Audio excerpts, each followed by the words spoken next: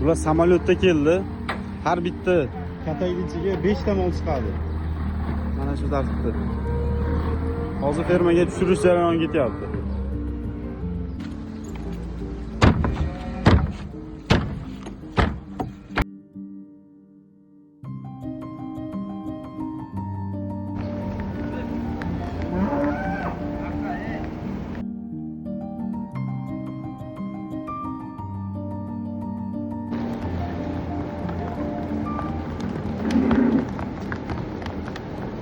Mollarimizni hammasi yetib kelib fermaga joylashdi.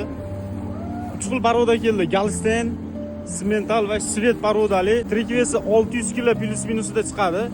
3 oylikdan 6 oylikgacha bug'oz. Birinchi qoringa bug'oz xunojillar. Aytib o'tganimizdek, Galsten, Simmental, Svet parodali toza qonli nasldor mollar. Andijondagi eng katta chorva kompleksiga yetib keldi.